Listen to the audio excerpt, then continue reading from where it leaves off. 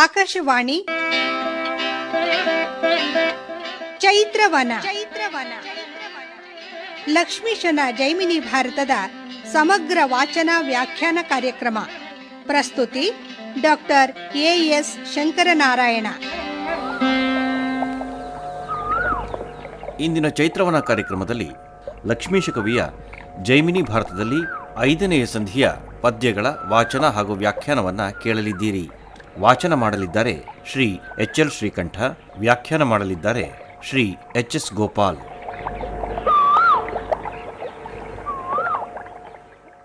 ಧರ್ಮಜಂ ಯೌವನಾಶ್ವನನ್ ಇದಿರ್ಗೊಂಡು ನೃಪಧರ್ಮದಿಂ ಕೃಷ್ಣನಂ ದ್ವಾರಕೆಗೆ ಕಳುಹೇ ವರಧರ್ಮಂಗಳಂ ಕೇಳ್ದು ಒಲವಿಂದೆ ಸಲೆ ಬಾದರಾಯಣ ಮುನೀಶ್ವರನೊಳು.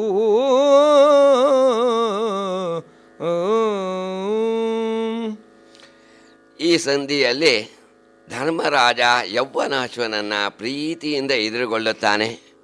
ಕೃಷ್ಣ ದ್ವಾರಕೆಗೆ ಹಿಂತಿರುಗಿದ ಮೇಲೆ ವೇದವ್ಯಾಸರಿಂದ ಧರ್ಮದ ವಿಚಾರಗಳನ್ನು ಕೇಳುತ್ತಾನೆ ಧರ್ಮರಾಜ.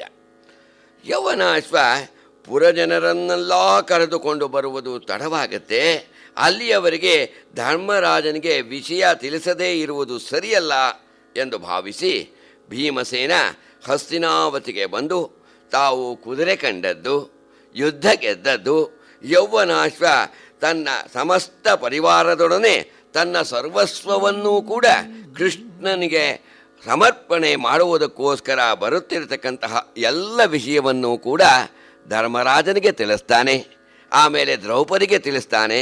ಆಮೇಲೆ ಕೃಷ್ಣನ ಮನೆಗೆ ಹೋಗಿ ಕೃಷ್ಣನಿಗೂ ಕೂಡ ಈ ಎಲ್ಲ ವೃತ್ತಾಂತವನ್ನು ತಿಳಿಸಿದಾಗ ಶ್ರೀಕೃಷ್ಣ ಸತ್ಸಂಗತಿಯ ನಾಲಿಸಿನ್ನು ಎಲೆ ಮಹೇಶ್ವರ ಮರುತ್ಸುತನ ಮನೆಗೆ ಬೀಳ್ಕೊಟ್ಟನು ಒಲವಿಂ ಭಕ್ತವತ್ಸಲಂ ಬಳಿಕಿತ್ತಲು ಅರಸಾಳ್ಗಳಾಯುಧಿಷ್ಠಿರ ಭೂಮಿಪತಿಗೆ ಬಂದು ತ್ವತ್ಸಮೀಪದ ಸೇವೆಗೋಸುಗಂ ತನ್ನ ಸಂಪತ್ಸಹಿತಂ ಆ ಯೌವನಾಶ್ವಧರಣೀಂದ್ರನ್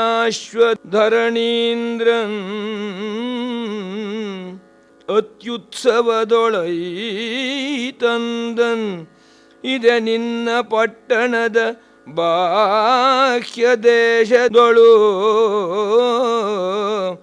ಎಂದರು.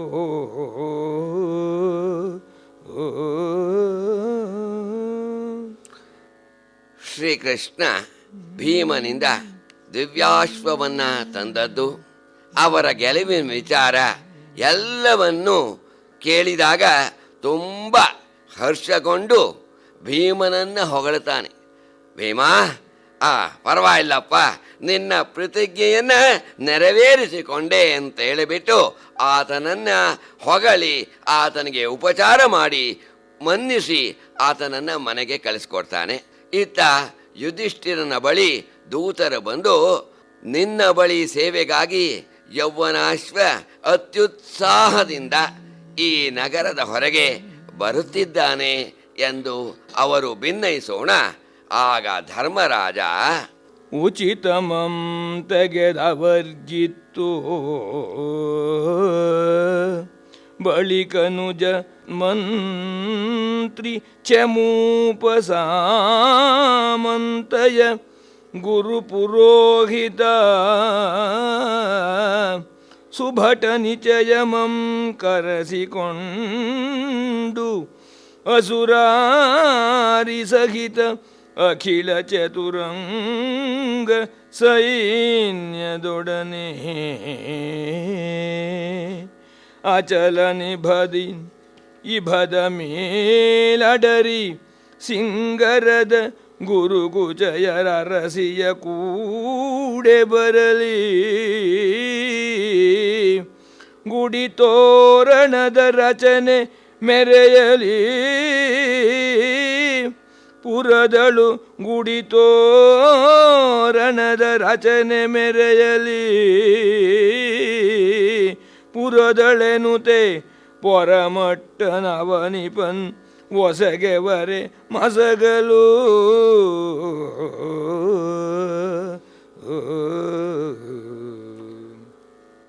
ಆಗ ಚಕ್ರೇಶ್ವರ ಧರ್ಮರಾಜ ಅಪ್ಪಣೆ ಕೊಡಿಸಿದ. ಸಮಸ್ತ ಪರಿವಾರವೂ ಹೊರಡಲಿ. ತಮ್ಮಂದಿರು, ಮಂತ್ರಿ, ಸೇನಾಪತಿ, ಗುರು ಧೌಮ್ಯರು, ಚತುರಂಗ ಸೇನೆ, ರಾಣಿವಾಸದವರು ಎಲ್ಲರೂ ಬರಬೇಕು. ಎಲ್ಲರೂ ಹೊರಡಿ ಹಸ್ತಿನಾವತಿ ತಳಿರು ತೋರಣಗಳಿಂದ ಅಲಂಕಾರಗಳಿಂದ ಸಿಂಗಾರಗೊಳ್ಳಲಿ ಎಂದು ಹೇಳಿ ಕೃಷ್ಣನೊಂದಿಗೆ ಧರ್ಮರಾಜ ಹೊರಟ. ಮಂಗಳ ವಾದ್ಯಗಳು ಮೊಳಗಿದವು. ಸಿಂಗರದೊಳು ಆ ಹಸ್ತಿನಾವತಿಯೊಳಿರ್ದ ಜನಜಂಗುಳಿ ಮಹೀಪಾಲನೊಡನೆ ಪೊರಮಟ್ಟ ಬಳಿಗಂಗನೆಯರು ಆ ದೃಪದ ಸುತೆಯ ಪೊನ್ನಂದಳದ ಕೂಡೆ ಸಂದಣಿಸಿ ಬರಲು. ಮಂಗಳ ಧ್ವಾನದಿಂದುಲಿವ ಬೇರಿಗಳ ನಾದಂಗಳದೈದುವ ಅಷ್ಟದಿಕ್ಪಾಲಕರ ಪಟ್ಟಣಂಗಳ್ಗೆ ಪಾಂಡವರ ಪುರದ ಸಂಭ್ರಮವನ್ ಎಚ್ಚರಿಸಿ ನಾಚಿಸುವಂತಿರೇ.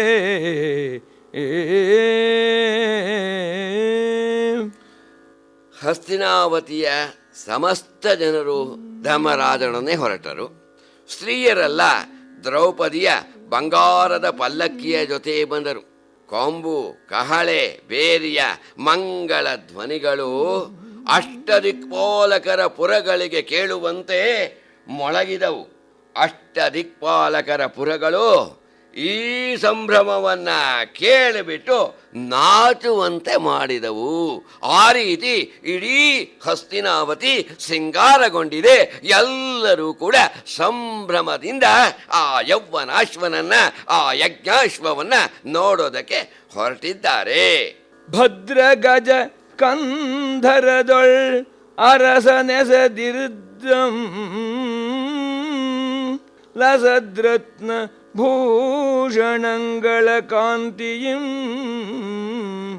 ಮೂಡನದ್ರಿಯೊಳ್ ತೊಳಗುವ ಎಳನೇ ಸರನೆ ಬಳಿಕ ಇದಿರ್ಗೊಂಬ ಹರ್ಷವನೆ ಕಂಡು ಭದ್ರಾವತೀಶ್ವರನೆನಿಪ ಯೌವನಾಶ್ವಂ ಜಗದ್ರಾಜನಾದ ಪಾಂಡವನೆಡೆಗೆ ಬಂದ ಸುಹೃದ್ರಾಗದಿಂ ತನಗೆ ಭೀಮನಭಿಮುಖನಾಗಿ ಬರಲು ಆತನೊಡನೆ ನಗುತ್ತೇ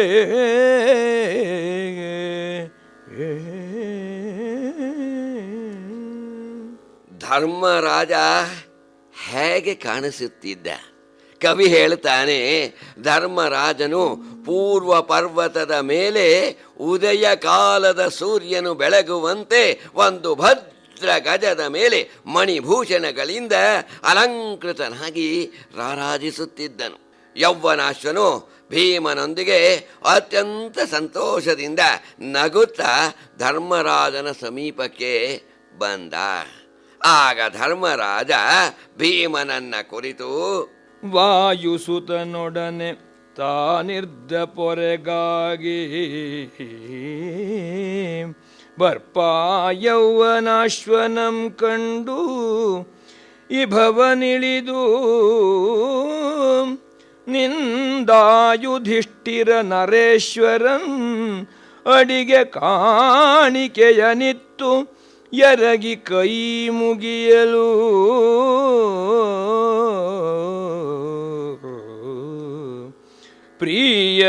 ಪ್ರಿಯದಿಂದಾತನಂ ತೆಗೆದು ತಕ್ಕೈಸಿ ಮಾದ್ರೇಯ ಭೀಮಾರ್ಜುನರ ಸಮವೆನಗೆ ನೀನದರಿ ನೀಂ ಯಾದವೇಂದ್ರನಂ ಭಾವಿಸೆಂದು ಅರಸಂ ಮುಕುಂದನಂ ತೋರಿಸಿದನು.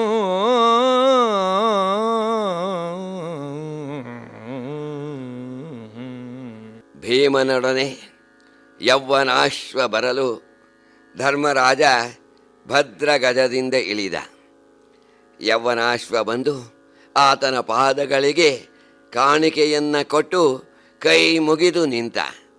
ಧರ್ಮರಾಜ ಅವನನ್ನಪ್ಪಿಕೊಂಡು, ಯೌವನಾಶ್ವ, ನೀನು ಭೀಮಾರ್ಜುನ ನಕುಲ ಸಹದೇವರಷ್ಟೇ ನನಗೆ ಪ್ರೀತಿ ಪಾತ್ರಪ್ಪ ಎಂದು ಆ ಯೌವನಾಶ್ವನನ್ನು ಮನ್ನಿಸಿ, ಹಾಗೆಯೇ ಶ್ರೀಕೃಷ್ಣನನ್ನು ತೋರಿಸಿಬಿಟ್ಟು, ಯೌವನಾಶ್ವ, ಇವನೇ ನಮ್ಮ ಸ್ವಾಮಿ, ಇವನೇ ನಮ್ಮ ದೈವ ಎಂದು ತೋರಿಸಿ ಇವನನ್ನು ಸತ್ಕರಿಸು ಎಂದು ಹೇಳಿದ.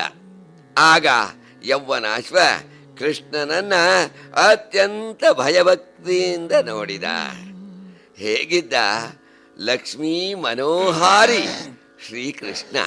ಬಳಿಕವಂ ಕಂಡನು ಉತ್ಪಲದಳ ಶ್ಯಾಮ ಕೋಮಲತರ ಶರೀರನಂ ನವರತ್ನ ಮಕುಟ ಕುಂಡಲ ಕಟಕ ಕೇಯೂರಹಾರನಂ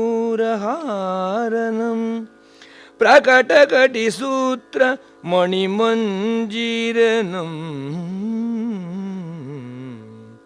ವಿಲಸಿತ ಶ್ರೀವತ್ಸ ಕೌಸ್ತುಭ ಶುಭೋರನಂ ಲಲಿತ ಪೀತಾಂಬರೋಜ್ವಲದ ಅಲಂಕಾರನ ಜಲಜ ಸಮಚರಣಯುಗ ಮೋಹನಾಕಾರನ ಜಲಜ ಸಮಚರಣ ಚರಣಯುಗ ಮೋಹನಾಕಾರನ ಲಕ್ಷ್ಮೀ ಮನೋಹಾರನಂ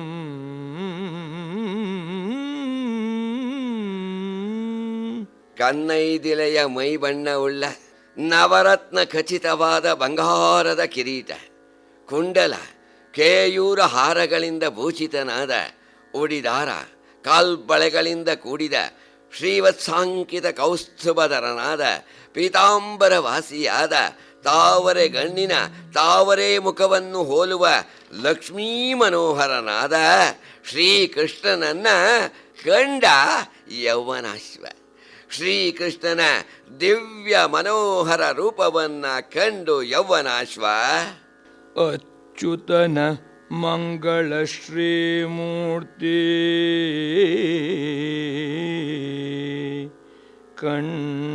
ಕಣ್ಮನವನೊಚ್ಚ ತಂಗೊಳಲ್ ಏಳ್ವ ರೋಮ ಪುಳಕದೊಳೆ ಮೈವೆಚ್ಚಿದತಿ ಹರ್ಷದಿಂದ ಅಜಭವ ಸುರೇಂದ್ರ ಮುನಿ ಮುಖ್ಯರ್ಗೆ ಗೋಚರಿಸದ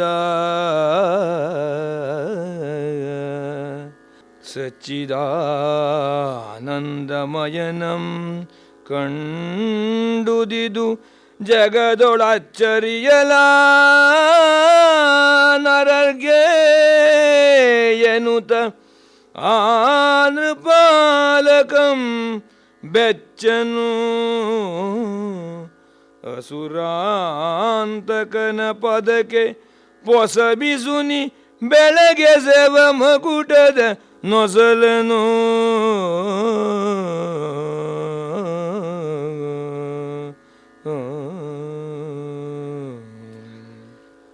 ಶ್ರೀಕೃಷ್ಣ ಸ್ವಾಮಿಯ ಈ ದಿವ್ಯ ಸುಂದರ ಮೂರ್ತಿ ಯೌವನಾಶ್ವನ ಕಣ್ಮನಗಳನ್ನು ತುಂಬಿತು.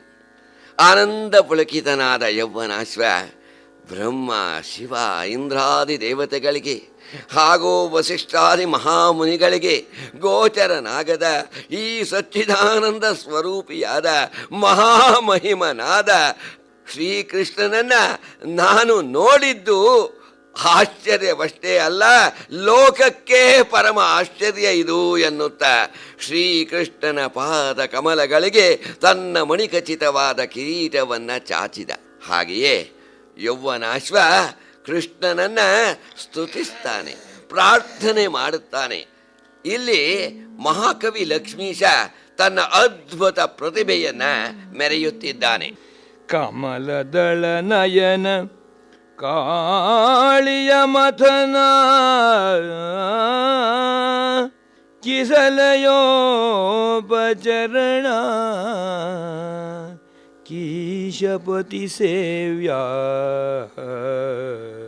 ಕುಜಹರ ಕೂರ್ಮ ಸಮಸತ್ಕಪೋಲ ಕೇಯೂರಧರ ಕೈರವಶ್ಯಾಮ ಕೋಕನದ ಗೃಹಯ ರಮಣ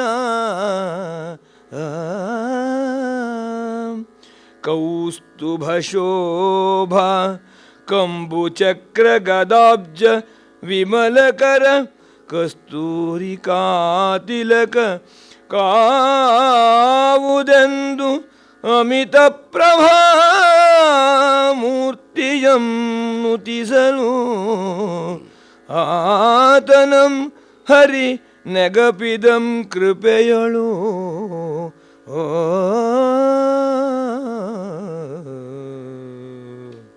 ಇಲ್ಲಿ ಕವಿ ಲಕ್ಷ್ಮೀಶ ಗುಣಿತಾಕ್ಷರವೆಂಬ ಶಬ್ದಾಲಂಕಾರವನ್ನು ಮೆರೆದಿದ್ದಾನೆ. ಗುಣಿತಾಕ್ಷರ ಕಾಗುಣಿತ.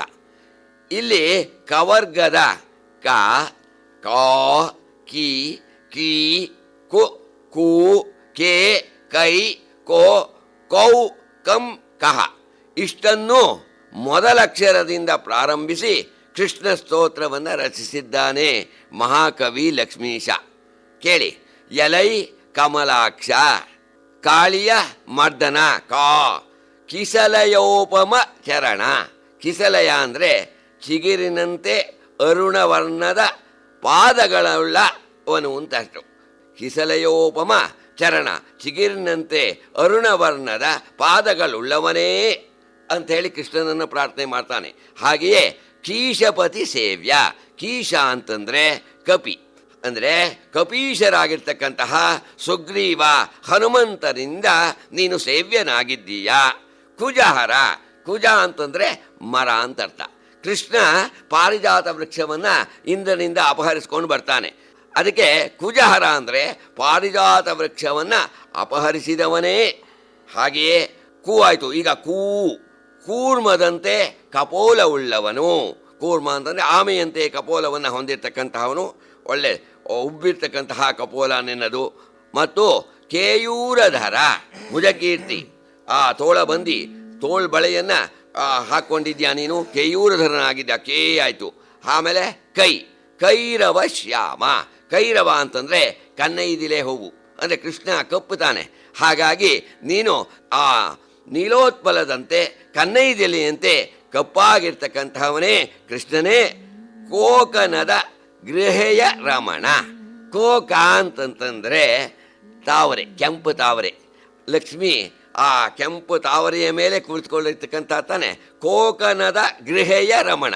ಕೋಕನದ ಗೃಹ ಯಾರದ್ದು? ಲಕ್ಷ್ಮೀದು. ಕೆಂಪು ತಾವರೆ ಮೇಲೆ ಕುಳಿತುಕೊಂಡಿರೋದ್ರಿಂದ ಲಕ್ಷ್ಮಿಯ ಮನೆ ಯಾವುದು? ತಾವರೆ. ಕೆಂಪು ತಾವರೆನೇ ಆ ಲಕ್ಷ್ಮಿ ತಾಯಿಯ ಮನೆ. ಅವನ ರಮಣ ನೀನು. ಅದಕ್ಕೆ ಕೋಕನದ ಗೃಹಯ ರಮಣ. ಕೆಂಪು ತಾವರೆಯನ್ನ ಮನೆಯಾಗಿ ಉಳ್ಳ ಲಕ್ಷ್ಮೀ ರಮಣನೇ ಅಂತ ಸಂಬೋಧಿಸ್ತಾ ಅವಳ ರಮಣನೇ. ಹಾಗೂ ಆಮೇಲೆ ಕೌಸ್ತುಭಧರ. ಕೌಸ್ತುಭಧರನಾಗಿದ್ದೀಯಾ ನೀನು. ಕೌ ಆಮೇಲೆ ಕಂಬು ಬರಬೇಕಲ್ಲ. ಕಂಬು ಅಂತಂದರೆ ಶಂಖ. ಆ ಭಗವಂತ ಶಂಖಚಕ್ರ ಗದಾಪಾಣಿಯಾಗಿರ್ತಕ್ಕಂಥವನು. ಅದಕ್ಕೆ ಆ ಶಂಖ ಬದಲು ಕಂಬು ಅಂತ ಮೊದಲಿಗೆ ಉಪಯೋಗಿಸ್ತಾನೆ. ಕಂಬು ಚಕ್ರ ಗದಾ ಕಮಲಧರನಾಗಿದ್ದೀಯಾ ಅಂತಂದರೆ ನೀನು ಶಂಖಚಕ್ರ ಗದಾಧರನಾಗಿದ್ದೀಯಾ, ಕಮ್ಮಾಯಿತು.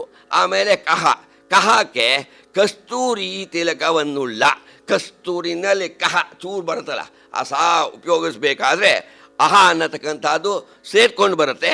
ಆದ್ದರಿಂದ ಕಸ್ತೂರಿ ತಿಲಕವನ್ನುಳ್ಳ ಶ್ರೀಕೃಷ್ಣನನ್ನು ಯೌವನಾಶ್ವ ಸ್ತುತಿಸಿದ. ಶ್ರೀಕೃಷ್ಣ ಅವನನ್ನು ಪ್ರೀತಿಯಿಂದ ಮೇಲಕ್ಕೆತ್ತಿದ. ಆಗ ಭೀಮನನ್ನು ಕುರಿತು ಕೇಳುತ್ತಾನೆ ಯೌವನಾಶ್ವ. ಯದ್ದಾ ನೃಪಂ ಕೃತಾಂಜಲಿ ಪುಟಾವನತನಾಗಿದ್ದಾಗ ಭೀಮನಂ ನೋಡಿ ವಿಷಯಂಗಳಂ ಗೆದ್ದ ನಿರ್ಮಲ ತಪಸ್ವಿಗಳ ನಿಶ್ಚಲ ಹೃದಯ ಮಧ್ಯ ಪಂಕೆ ಜಾತದ ಗದ್ದುಗೆಯೊಳೆಸೆವ ಚಿದ್ರೂಪನಂ ಜಗವರಿಯೇ, ಗದ್ದುಗೆಯೊಳೆಸೆವ ಚಿದ್ರೂಪನಂ ಜಗವರಿಯದೊದ್ದೆಯಳ್ ಕೂಡಿ ತೇರ್ಗುದರೆಯಂ ಪಡೆವುದು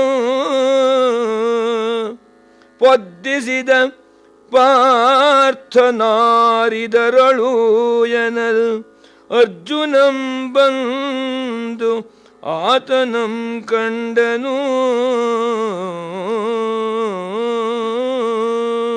ಕೃಷ್ಣನಿಗೆ ಕೈ ಮುಗಿದು ಯೌವನಾಶ್ವ ಭೀಮನನ್ನು ನೋಡಿ, ಭೀಮ ವಿಷಯಾಸಕ್ತಿಗಳನ್ನು ಗೆದ್ದ ತಪಸ್ವಿಗಳ ಹೃದಯ ಕಮಲದಲ್ಲಿ ವಿರಾಜಿಸುವ ಆ ಸಚ್ಚಿದಾನಂದ ಸ್ವರೂಪ ಕೃಷ್ಣನನ್ನ ಯುದ್ಧದಲ್ಲಿ ತೇರಿನ ಕುದುರೆಗಳನ್ನು ಹೊಡೆಯುವ ಕೆಲಸಕ್ಕೆ, ಅಂದರೆ ಸಾರಥಿ ಮಾಡ್ಕೊಳ್ತಾನಲ್ಲ ಅರ್ಜುನ, ಅದಕ್ಕೆ ಆ ತೇರಿನ ಕುದುರೆಗಳನ್ನು ಹೊಡೆಯುವ ಕೆಲಸಕ್ಕೆ ಹಚ್ಚಿದ ಅರ್ಜುನ ಇವರಲ್ಲಿ ಯಾರು ಎಂದು ಕೇಳಿದಾಗ ಅರ್ಜುನ ತಾನೇ ಮುಂದೆ ಬಂದುಬಿಟ್ಟು ಯೌವನಾಶ್ವನನ್ನು ಕಾಣ್ತಾನೆ.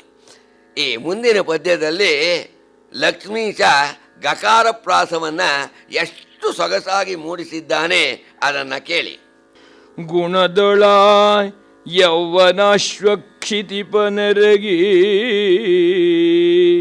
ಫಲುಗುಣನ ಮೊಗಮಂ ನೋಡಿ ನೀನಲ ತಿಳಿಯಲ್ದು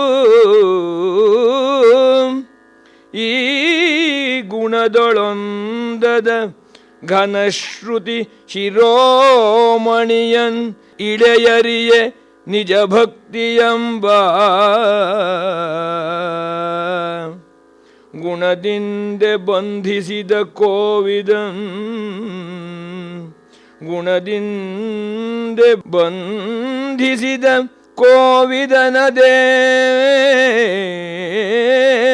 ಬಯಲ ಗುಣವಿರ್ಧರ್ ಅಕಟ ಯೋಗಿಗಳೆಂದು ನರನ ಸದ್ಗುಣವನ್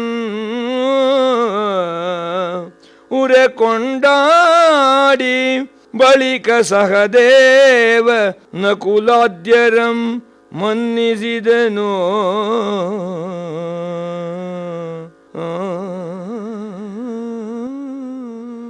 ಅರ್ಜುನನಿಗೆ ನಮಸ್ಕರಿಸಿ ಯೌವನಾಶ್ವ ಹೇಳ್ತಾನೆ, ಅರ್ಜುನ ತ್ರಿಗುಣಗಳಿಗೆ ಸಿಲುಕದ ವೇದಾಂತ ಶಿರೋಮಣಿಯಾದ ಶ್ರೀಕೃಷ್ಣನನ್ನ ಭಕ್ತಿ ಅನ್ನತಕ್ಕಂತಹ ಗುಣದಿಂದ ನೀನು ಕಟ್ಟಿ ಹಾಕಿದೆ. ಜ್ಞಾನಿಗಳಿಗೆ ಯೋಗಿಗಳಿಗೆ ದೊರಕದ ಕೃಷ್ಣನನ್ನ ಭಕ್ತಿಯಿಂದ ಮೆಚ್ಚಿಸಿದೆ ಎಂದು ಅರ್ಜುನನನ್ನು ಹೊಗಳೆಬಿಟ್ಟು, ಹಾಗೆಯೇ ನಕುಲ ಸಹದೇವರನ್ನು ಯೌವನಾಶ್ವ ಗೌರವಿಸುತ್ತಾನೆ. ಆಗ ಆ ಯೌವನಾಶ್ವನ ಮಗ ಸುವೇಗ ವೇದವ್ಯಾಸರು ಹೇಳಿದ ಎಲ್ಲ ಲಕ್ಷಣ ಹೊಂದಿರತಕ್ಕಂತಹ ಆ ದಿವ್ಯಾಶ್ವವನ್ನು ತಂದು ನಿಲ್ಲಿಸಿದ. ಆ ಕುದುರೆ, ಆ ಯಜ್ಞಾಶ್ವ ಅದು ಹೇಗಿತ್ತು ಕೇಳಿ. ಬಳಿಕ ಹೊಳೆ ಹೊಳೆವ ಮಿಂಚಿನ ಗೊಂಚಲೆತ್ತಲು ಬಳಸಿ ಕಂಗೊಳಿಸುತ್ತಿರಲ್ ಅಡಿಗಡಿಗೆ ಗುಡಿಸಿ ಮೊಳಗುವ ಸೀತಾಭ್ರಮಂ ಕುಲಗಿರಿ ತಟ ಪ್ರದೇಶಕ್ಕೆ ಸಾರ್ಚುವ ಅನಿಲನಂತೆ ಲಲಿತ ಕನಕಾಭರಣಗಳ ಕಾಂತಿಯಂ ಸುಗತಿಗುಲಿವ ಹೊಂಗೆಜ್ಜಗಳ ರಭಸದಿಂದೆಸೆವ ನಿರ್ಮಲವಾಜಿಯಂ ಸುವೇಗಂ ತಂದು ನಿಲ್ಲಿಸಿದಂ ಧರ್ಮಜನ ಸಮ್ಮುಖದೊಳು. ಮಿಂಚಿನ ಗೊಂಚಲು ಸುತ್ತಲೂ ಹೊಳೆಯುತ್ತಿರಲು, ಅಂದರೆ ಒಟ್ಟಿಗೆ ಕೋಲ್ ಮಿಂಚು, ಅನೇಕ ಮಿಂಚುಗಳು ಮಿಂಚುತ್ತಾ ಇರಬೇಕಾದ್ರೆ ಗುಡುಗುವ ಕರಿಮೋಡವನ್ನು ಕುಲಗಿರಿಯ ಬಳಿಗೆ ಒಯ್ಯುವ ವಾಯುವಿನಂತೆ ಬಂಗಾರದ ಆಭರಣ ಕಾಂತಿ ಥಳಥಳಿಸುತ್ತಿರಲು ಒಳ್ಳೆಯ ನಡೆಗೆ ಬಂಗಾರದ ಗೆಜ್ಜೆಗಳು ಸದ್ದು ಮಾಡುತ್ತಿದ್ದ ಆ ಶುಭ್ರವಾದ ಅಶ್ವವನ್ನ ಧರ್ಮರಾಜನ ಮುಂದೆ ತಂದು ನಿಲ್ಲಿಸಿದ ಸುವೇಗ. ನಾವು ಯಾವಾಗಲೂ ಕೂಡ ವೇಗವಾಗಿ ಯಾರು ಹೋಗ್ತಾರೆ, ಓಹ್ ವಾಯುವೇಗದಿಂದ ಹೋಗ್ತಾನೆಪ್ಪ ಅಂತ ಹೇಳ್ತೀವಿ. ಸುವೇಗ ಅಂದರೆ ಸುವೇಗನೂ ಕೂಡ ವಾಯುವೇಗದಿಂದ ಬೇಗ ಚುರುಕಾಗಿ ಹೋಗೋವನು ಅನ್ನೋ ಅರ್ಥ. ಇಲ್ಲಿ ಆ ಸುವೇಗನನ್ನು ವಾಯುವಿಗೆ ಹೋಲಿಸಿಬಿಟ್ಟು ಈ ರೀತಿ ಆ ಸುವೇಗ ಯಾವ ರೀತಿ ವಾಯುದೇವ ಮೋಡಗಳನ್ನು ಒಯ್ತಾನೋ ಅದೇ ರೀತಿಯಾಗಿ ಆ ಕುದುರೆಯನ್ನು ಧರ್ಮರಾಜನ ಮುಂದೆ ತಂದು ನಿಲ್ಲಿಸಿದ. ಆಗ ತುರಗಮೇಧಂ ಗಯ್ಯದೊಂದಿನಿಸು ಕುಂದು ಎನ್ನ ಶಿರದ ಮೇಲಿದೆ ತಾನಿದಂ ತಾಳಲಾರೆ ನೀಂ ಪರಿಹರಿಪುದೆಂದು ನಿಜ ಕೀರ್ತಿ ಹಯರೂಪದಿಂ ಭೂಪನಂ ಬೇಳಿಕೊಳ್ಳಲು ಪೊರೆಗೆ ಬಂದವಲ್ ಏಕಕರ್ಣದಸಿ ತತ್ವದಿಂ ಪರಿಶೋಭಿಸುವ ಶುಭ್ರವಾಜಿಯಂ ಕಾಣುತ್ತ ಅಚ್ಚರಿವಟ್ಟು ಸಕಲ ಜನಂ ಐ ತಂದು ನೋಡುತ್ತಿರ್ದುದು ಬಳಸಿ ದೆಸೆಯೊಳು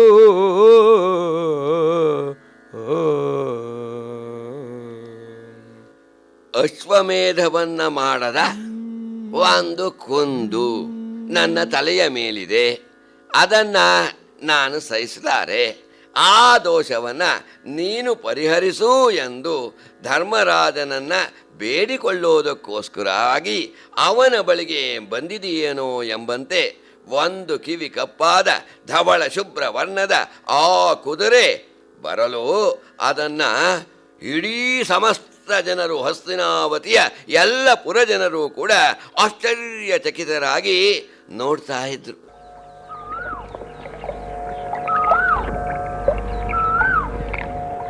ಇದುವರೆಗೆ ಲಕ್ಷ್ಮೀಶ ಕವಿಯ ಜೈಮಿನಿ ಭಾರತದಲ್ಲಿ 5ನೆಯ ಸಂಧಿಯ ಕೆಲ ಪದ್ಯಗಳ ವಾಚನ ಹಾಗೂ ವ್ಯಾಖ್ಯಾನವನ್ನು ಕೇಳಿದಿರಿ. ವಾಚನ ಮಾಡಿದವರು ಶ್ರೀ ಎಚ್.ಎಲ್. ಶ್ರೀಕಂಠ, ವ್ಯಾಖ್ಯಾನ ಮಾಡಿದವರು ಶ್ರೀ ಎಚ್.ಎಸ್. ಗೋಪಾಲ್. ಚೈತ್ರವನ ಕೇಳಿದ್ರಿ. ಕಾರ್ಯಕ್ರಮದ ಪ್ರಸ್ತುತಿ ಡಾಕ್ಟರ್ ಎ.ಎಸ್. ಶಂಕರನಾರಾಯಣ. ನಿರ್ಮಾಣ ನೆರವು ಸಂಜೀವ ಆರ್ ನಾಮಣ್ಣವರ್. ಇದು ಇಂದಿನ ಚೈತ್ರವನ. ಈ ಕಾರ್ಯಕ್ರಮ ಆಕಾಶವಾಣಿ ಭದ್ರಾವತಿ ಕೇಂದ್ರದ ಕೊಡುಗೆ.